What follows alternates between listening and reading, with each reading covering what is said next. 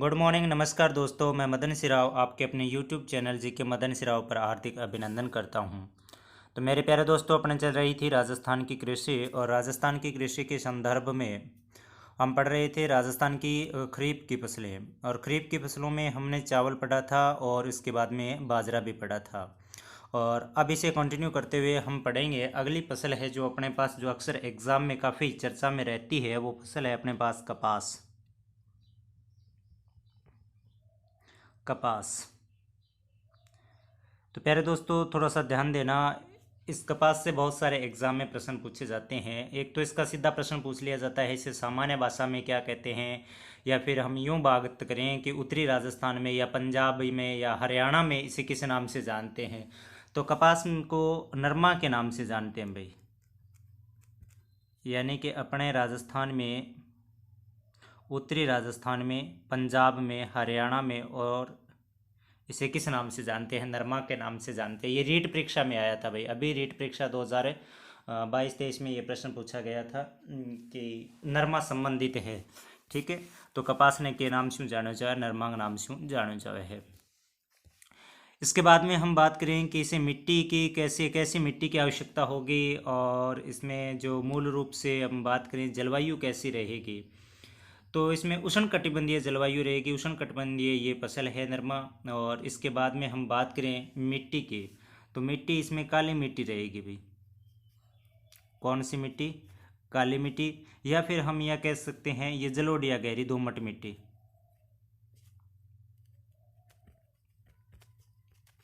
जलोढ़ या गहरी दोमट।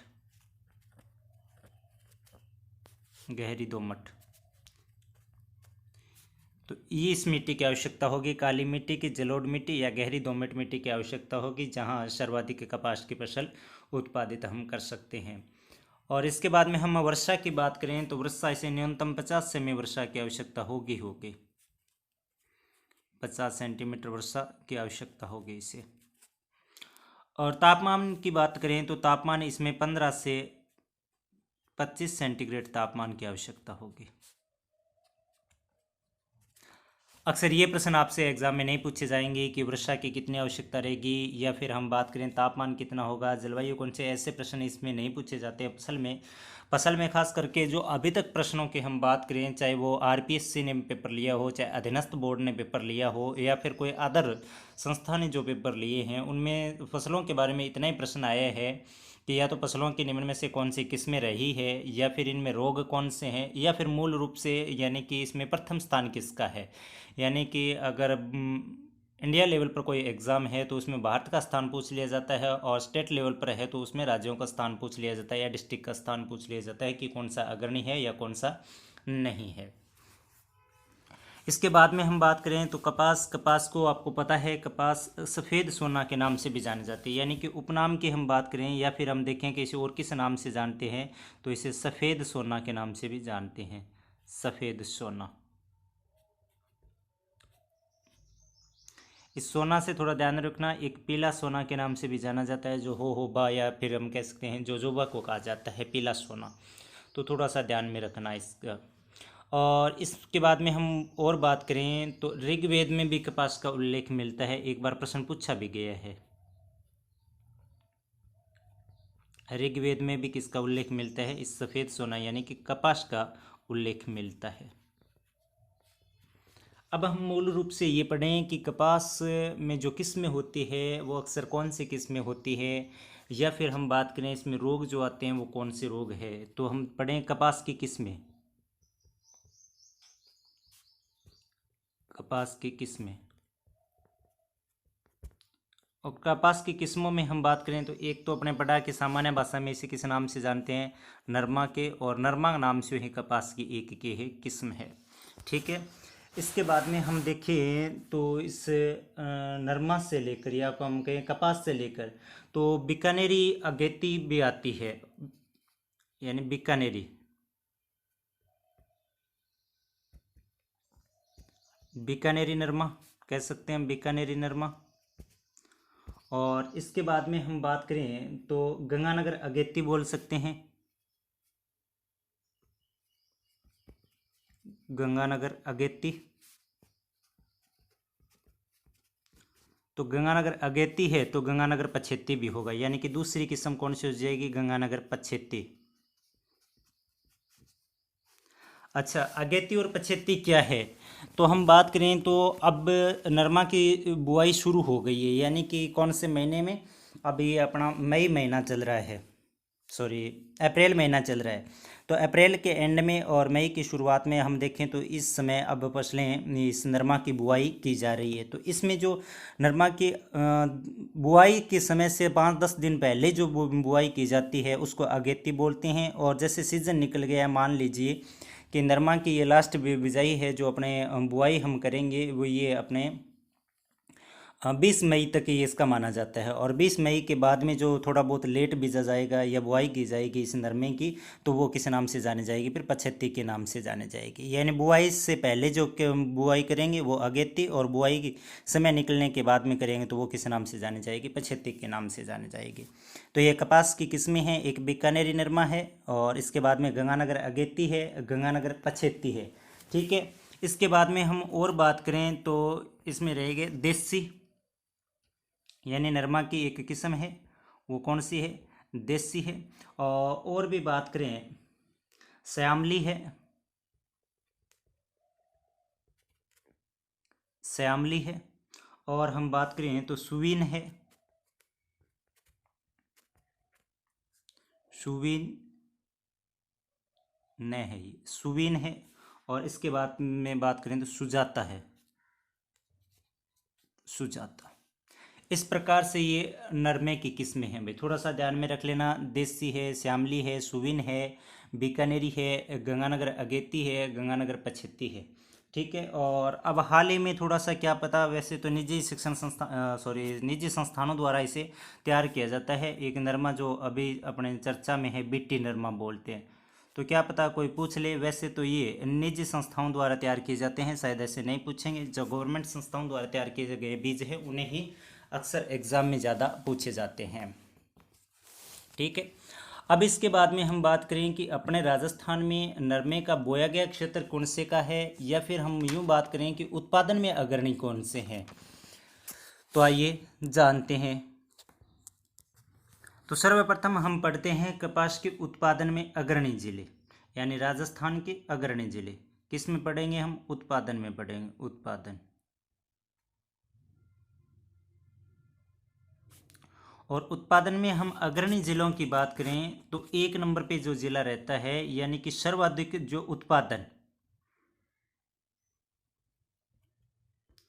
एक तो हम उत्पादन पढ़ेंगे और एक बोया गया क्षेत्र पढ़ेंगे। यानी कि राजस्थान में सर्वाधिक बोई, कपास बोई कहाँ जाती है, और उत्पादन सर्वाधिक कौन से जिले का होता है। और एक पढ़ेंगे उत्पादक, ठीक है ना, जो सर्वाधिक जिसका उत्पादन रहता है। ठीक है, तो 1 नंबर उत्पादन की बात करें तो उत्पादन में अग्रणी रहता है हनुमानगढ़ जिला भी।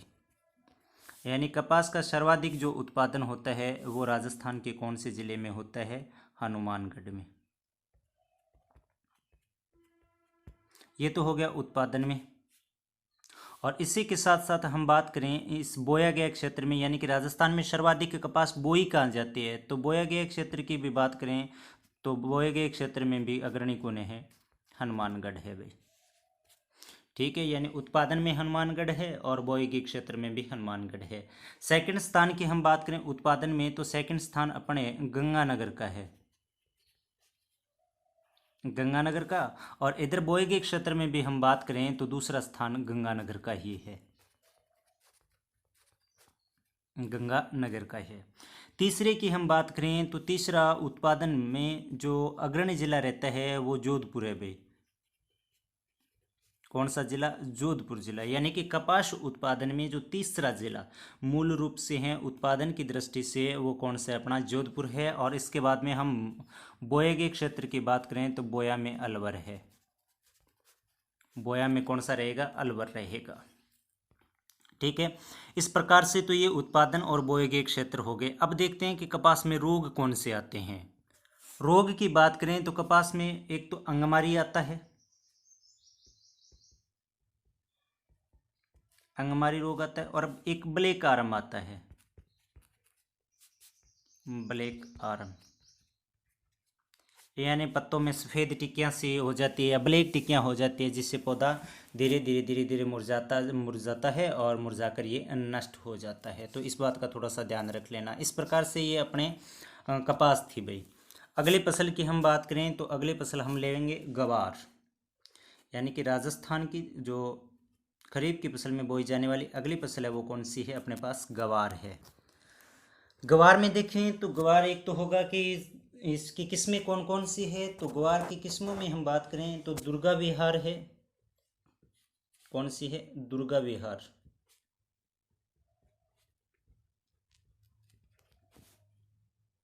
दुर्गा विहार रहेगी। और इसके बाद में बात करें तो दुर्गापुरा सफेद रहेगी। दुर्गापुरा सफेद रहेगी। और इसके बाद में हम बात करें तो जय दुर्गा रहेगी। जय दुर्गा। ध्यान में रखना गवार के फसलों में इसमें किस्में और भी चलती है, जैसे 365 है, ये गवार की किस्म है 365। और इसके बाद में हम बात करें तो मेघराज के नाम से भी चलता है। मेघराज मेड़ी के नाम से भी चलता है। तो थोड़ा सा ध्यान रखना है, ये है जो निजी संस्थाओं द्वारा तैयार किए गए बीज है, जो अक्सर एग्ज़ाम में नहीं पूछे जाते हैं। अगर एग्ज़ाम में जो प्रश्न बनेगा वो इनसे बनेगा, यानी दुर्गा विहार या फिर दुर्गापुरा सफ़ेद या जय दुर्गा किसकी किस्में हैं, तो ये भाई किसकी किस्में रहेगी, गवार की किस्में रहेंगी। रोग की बात करें तो रोग इसमें फंगीसाइड रोग, जिसे हम फफूंद बोलते हैं, इसमें एक रोग आता है फफूंद रोग। ठीक है। और वैसे अक्सर फसलों में ये तो अंगमारी और ब्लैक कारम तो आता ही आता है, यानी कि पत्तों पर सफ़ेद या फिर ब्लैक टिक्के हो जाते हैं, और उनसे वो फसल है जो अपने पत्ते गिरा देती है और फसल मुरझा जाती है। ठीक है। तो मूल रूप से गवार की फसल, गवार की ये आपसे ये सीधा पूछा जा सकता है कि कौन सी खरीफ की फसल है, तो ये ध्यान में रखना, खरीफ की फसल है गवार। और गवार में मूल रूप से अपने क्या है, दुर्गापुरा है, दुर्गापुरा सफ़ेद है, जय दुर्गा है। और इसके बाद में इसमें रोग की बात करें तो कौन सा रोग रहेगा, फफूंद रोग रहेगा। इसके बाद में हम देखें कि राजस्थान में वही बात कि सर्वाधिक बोया गया क्षेत्र किसका है और उत्पादन किसका है, कौन सी फसल का, गवार का। तो यानी कि गवार में उत्पादन की दृष्टि से अग्रणी कौन सा है, और बात करें तो बोया गया क्षेत्र में अग्रणी कौन है। तो उत्पादन में हम बात करें तो उत्पादन में अपन बीकानेर अगले फर्स्ट स्थान पर है, बीकानेर। और इसके बाद में बोया गया क्षेत्र में भी हम बात करें तो बोया गया क्षेत्र में भी प्रथम स्थान पर है, वो कौन सा है, बीकानेर है। इसके बाद में हम सेकंड स्थान की बात करें तो उत्पादन की दृष्टि से गंगानगर दूसरे स्थान पर है भाई। गंगानगर कौन से स्थान पर है, गंगानगर दूसरे स्थान पर है। और इधर बोया के क्षेत्र में बात करें तो जैसलमेर दूसरे स्थान पर है। यानी बोया के क्षेत्र में सर्वाधिक गवार बीकानेर में बोया जाता है, दूसरा स्थान जैसलमेर का है। सर्वाधिक उत्पादन बीकानेर में होता है और दूसरा स्थान है गंगानगर का है। तीसरे जिले की हम बात करें तो तीसरा स्थान हनुमानगढ़ का रहेगा। और इधर भी कौन रहेगा, हनुमानगढ़ ही रहेगा, हनुमानगढ़। ठीक है। यानी कि उत्पादन की दृष्टि से बीकानेर अग्रणी है गवार उत्पादन में, दूसरा स्थान गंगानगर का है और तीसरा स्थान हनुमानगढ़ का है। इसी प्रकार से हम बोए के क्षेत्र में पढ़े हैं तो बीकानेर का फर्स्ट स्थान है जहाँ गवार सर्वाधिक बोया जाता है, उसके बाद में जैसलमेर है और उसके बाद में हनुमानगढ़ है। ठीक है। इस प्रकार से ये हो गई गवार की फसल। और अगले फसल की ओर बढ़ते हैं, हम अगली फसल लेते हैं गन्ना की। चलिए अगली फसल लेते हैं हम गन्ना। गन्ना गन्ना की हम बात करें तो जलवायु इसे उष्णकटिबंधीय जलवायु चाहेगी भाई। कौन सी जलवायु, उष्णकटिबंधीय जलवायु। आपको अभी तक पढ़ाई नहीं है, जलवायु पढ़ेंगे हम। ठीक है। तो जलवायु जो रहेगी वो उष्णकटिबंधीय जलवायु रहेगी। और इसके बाद में हम मिट्टी की बात करें तो मिट्टी गन्ना में बलुई दोमट मिट्टी चाहिएगी भाई, बलुई दोमट। ये गन्ना के लिए मिट्टी सर्वश्रेष्ठ है। इसके बाद में हम तापमान की बात करें तो गन्ना में तापमान है जो 20 डिग्री से 35 डिग्री सेंटीग्रेड तापमान रहेगा। ठीक है। थोड़ा सा ध्यान में रख लेना, अक्सर ऐसे प्रश्न नहीं पूछे जाते हैं। हाँ, मिट्टी का पूछ लिया जाता है। जलवायु का प्रश्न नॉर्मल एग्जामों में जैसे BSTC है, प्री बीएड है, इनमें से प्रश्न पुट हो जाते हैं। और इसके बाद में हम बात करें तो भारत में बात करें तो ब्राज़ील के बाद भारत का दूसरा स्थान है विश्व में, यानी कि इस विश्व में जो दूसरा गन्ना उत्पादन में स्थान रहता है वो अपने भारत का रहता है। इसीलिए भारत को चीनी का कटोरा के नाम से भी जाना जाता है। और भारत में अगर शीर्ष राज्य में देखें तो उत्तर प्रदेश, महाराष्ट्र वगैरह वगैरह ये राज्य हो गए, पर अपने को तो अपने राजस्थान में पढ़ने हैं।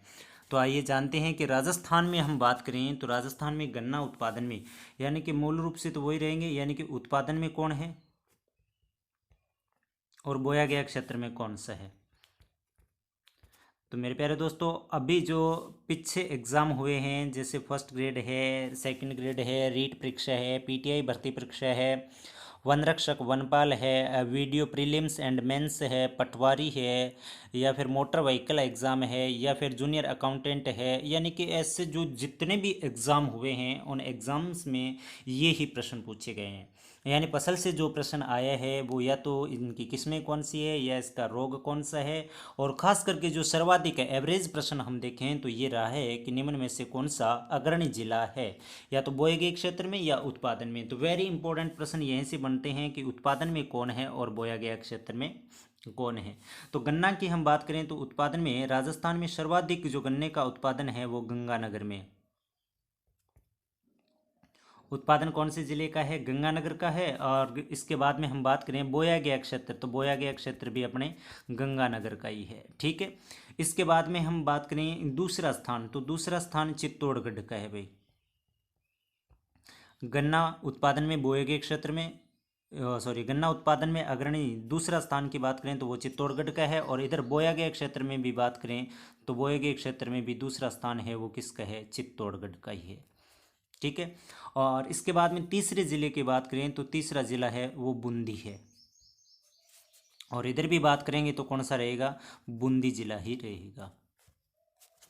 यानी गन्ना उत्पादन में प्रथम स्थान गंगानगर का है, दूसरा स्थान चित्तौड़गढ़ का है, तीसरा स्थान बूंदी का है। ठीक उसी प्रकार से हम बात करें बोए के क्षेत्र में तो प्रथम गंगानगर, दूसरा चित्तौड़गढ़ और तीसरा कौन सा है? बूंदी का है।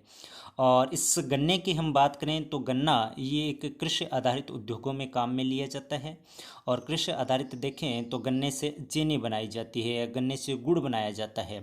और हम ये तीनों ज़िले देखें तो तीनों ज़िलों में ही अपने राजस्थान में चीनी मिलें स्थापित की गई है।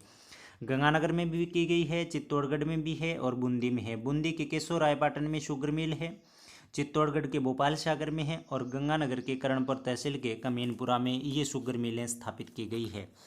पर ध्यान रखना, बूंदी में है जो सहकारी क्षेत्र की शुगर मिल थी वो आज वर्तमान में इसे बंद कर दिया गया है, क्योंकि दिन प्रतिदिन ये घाटे में चलने के कारण इसे बंद कर दिया गया है।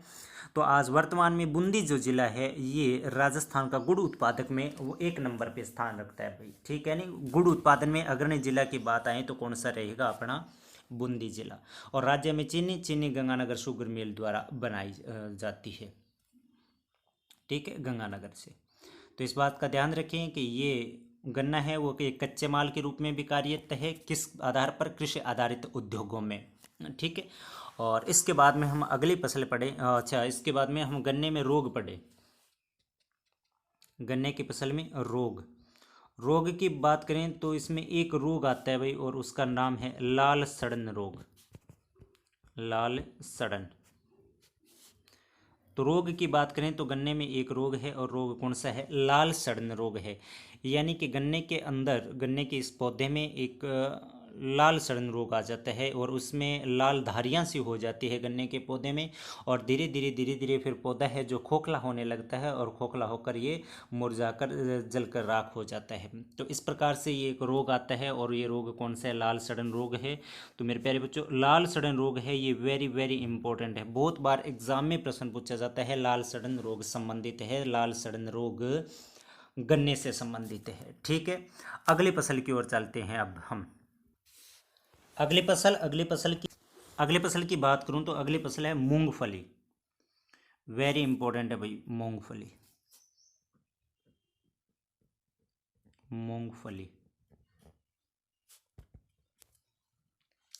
देखो, मूंगफली की बात करें तो एक तो प्रश्न रहता है इनकी जलवायु से, बहुत बार प्रश्न पूछा जा गया है। तो इसकी जलवायु की हम बात करें तो वही जलवायु कौन सी, उष्णकटिबंधीय जलवायु, उष्णकटिबंधीय। ठीक है, जलवायु हम स्पेशल पढ़ेंगे, टॉपिक पढ़ेंगे, देखते हैं इसके बाद में पढ़ें या आगे पीछे जो भी है हम पढ़ेंगे। तो मूंगफली जलवायु इसको कौन सी जलवायु, उष्णकटिबंधीय जलवायु हो गई। और तापमान की हम बात करें तो इसे एवरेज तापमान 25 से 30 सेंटीग्रेड तापमान चाहिए भी, 25 से 30।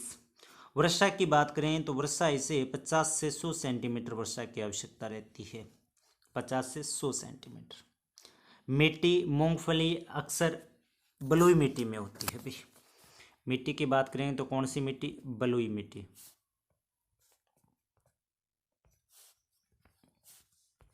बलुई मिट्टी की बात करें तो बलुई मिट्टी, और इसके बाद में हम बात करें दोमट मिट्टी।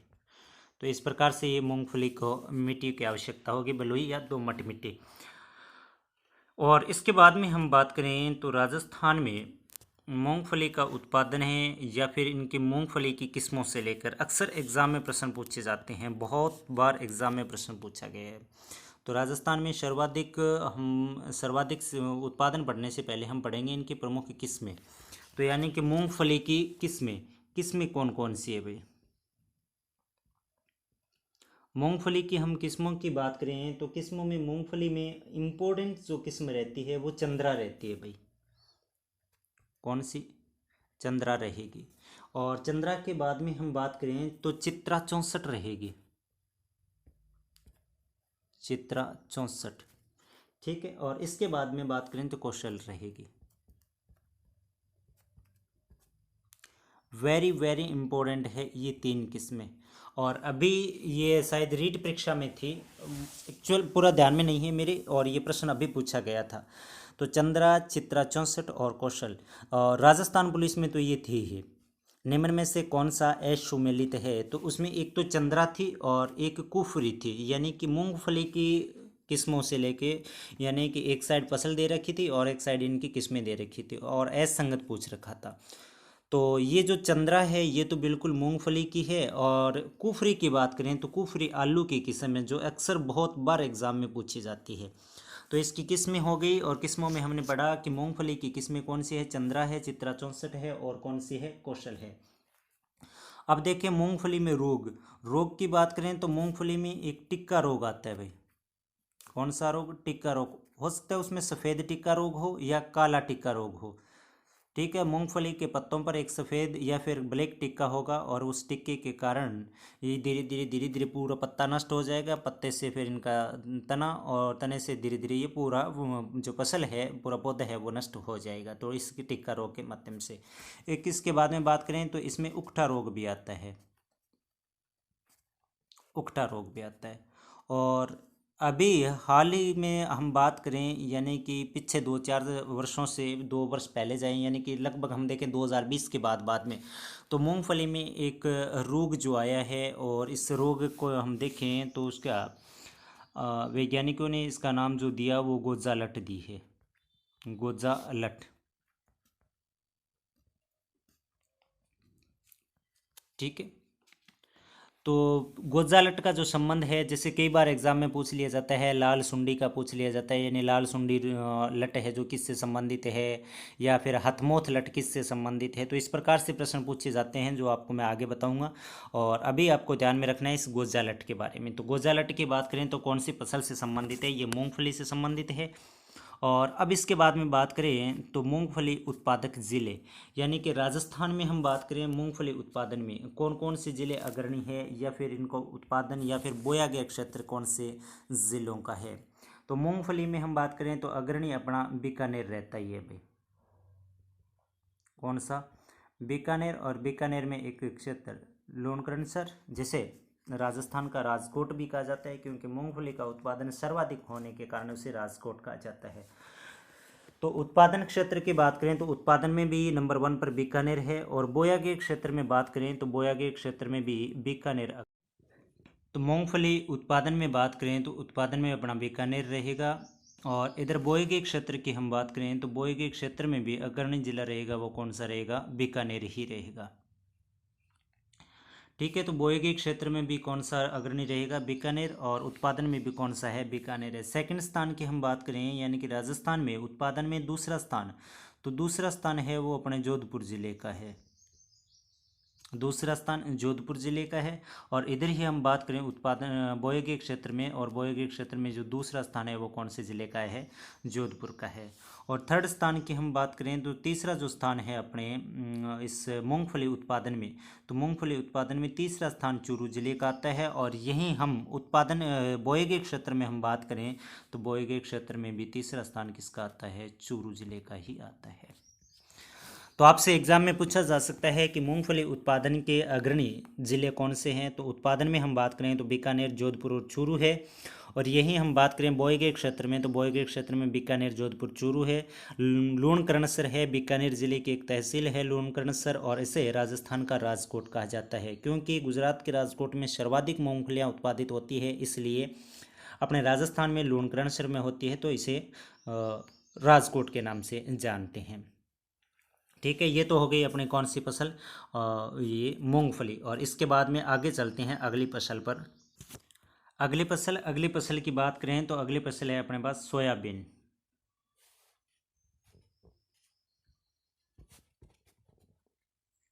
अगली जो फसल है, अगली फसल है सोयाबीन। सोयाबीन। और सोयाबीन की हम बात करें तो सोयाबीन एक तिलहन फसल है। सोयाबीन से तेल निकाला जाता है। और इस सोयाबीन को हम तापमान की बात करें तो तापमान इसे एवरेज 15 से 35 डिग्री सेंटीग्रेड से तापमान की आवश्यकता रहेगी।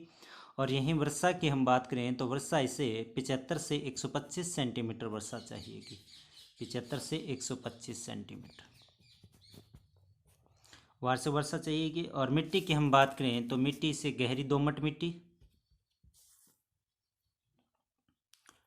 मिट्टी की हम बात करें तो गहरी दोमट मिट्टी चाहिएगी। और बात करें तो चिकनी मिट्टी भी हो सकती है। ठीक है, चिकनी दोमट मिट्टी हो सकती है। ठीक है, दोमट।